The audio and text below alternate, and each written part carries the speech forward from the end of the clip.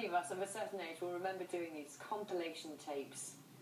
Yeah, well, I made that one last night, actually. Last night? As a gift from Matt, who Oh. is here to argue against cassette, so I thought I would Just talk us a little bit through your choices that you've done, because they're sort of from all over. I mean, there's one from 1966, The Avengers.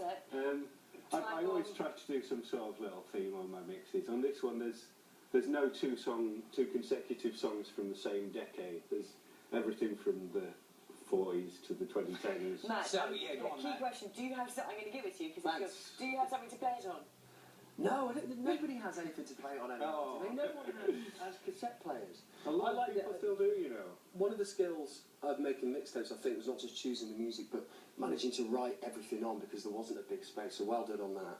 But in your studio, because you're a DJ, I mean, do you not have a cassette, is there no longer have a cassette player? No longer cassette players, there's CD players, but they're not even used anymore. Everything is digital.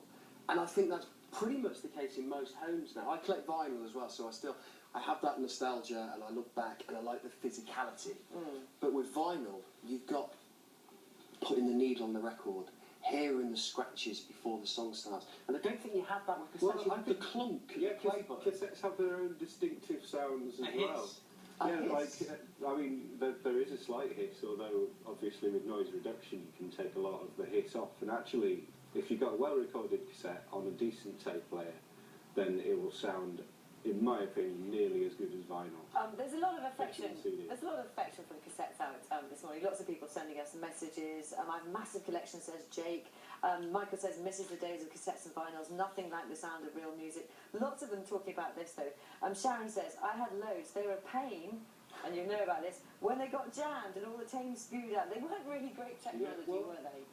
I think that they remain great technology. I mean, come on, all that fiddling about with the faults, but like, I think a lot of technology nowadays isn't without its faults either. Like, if you take CDs, then you know you've got all sort of problems with when they get scratched. Because manually you could start skipping. Yeah, because you could put a pencil in, couldn't you? That was the one tool you had to have with a cassette. You had to have a pencil so you could wind it back up if it come out, and the skill was just getting it smooth, because if it went in crinkles, you don't want it to go in twisted. No, Matt, are you slightly touched? I mean, Michael's gone to the trouble of he's put together a compilation for you, and in the old days that used to take a lot of thought and effort, and and it takes ages, and you feel.